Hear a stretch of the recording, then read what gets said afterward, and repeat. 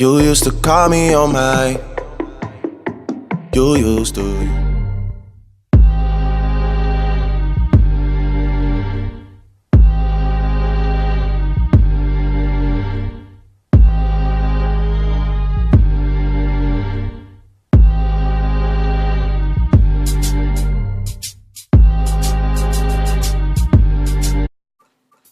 Hip-hop music and the culture it brings with it plays a key role in society's stereotypical view on black people, and in particular black men.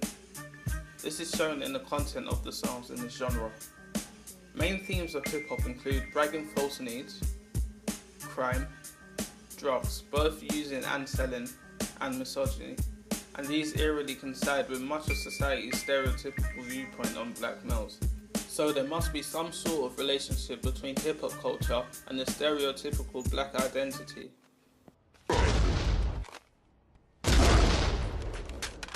Watch where you walking. Hey, what you say? What did you say? Hey, squeeze.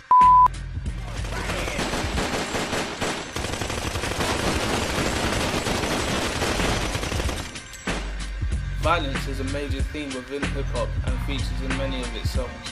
Similarly, a stereotypical characteristic of a black male is that they tend to be aggressive and also violent. Hip-hop reinforces this stereotype by promoting it within their songs.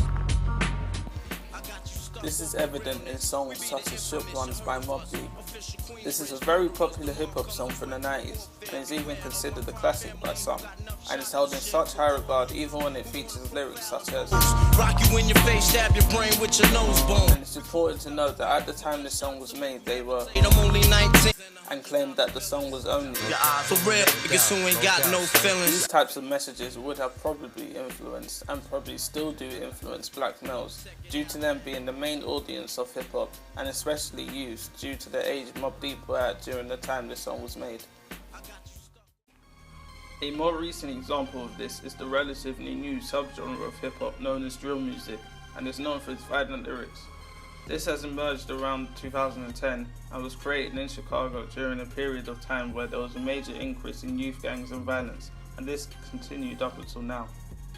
There has already been 140 murders since the start of 2016, so there's no surprises why it's known as the murder capital of America, and also why it carries the nickname Chiraq, a combination of Chicago and Iraq.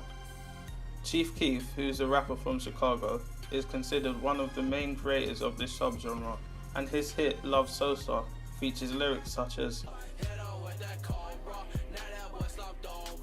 This is evidence that there must be some sort of link between hip-hop and the black stereotype, as there are hundreds of hip-hop songs with violent content, and this also mirrors one of black people's stereotypes in being aggressive and violent.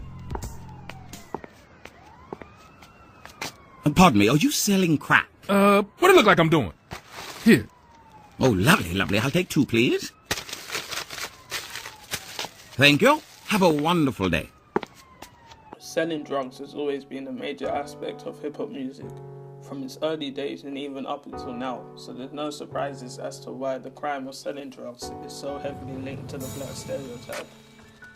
One of the late Notorious B.I.G.'s most popular songs, 10 crack commandments, is a song that gives people 10 rules that they should follow when selling illegal drugs.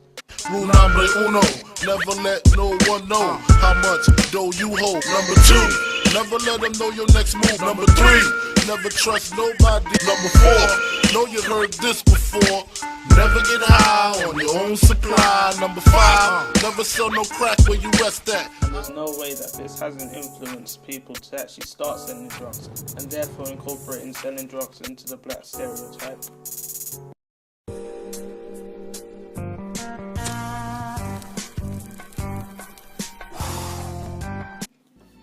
However, within the past 8 years or so, there has been a gradual shift in hip-hop from promoting the selling of drugs to actually endorsing the use of drugs. This shift has helped break out many new artists who are self-proclaimed drug users, and this brought with it a culture of new drug users who were and are mainly teenagers. There are many examples of drugs being promoted in these songs, such as marijuana,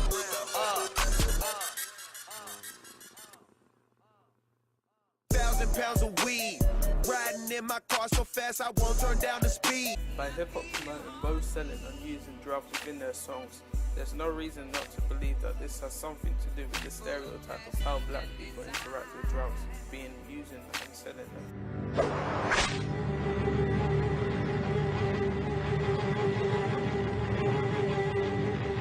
You ain't gonna hit no woman in my house.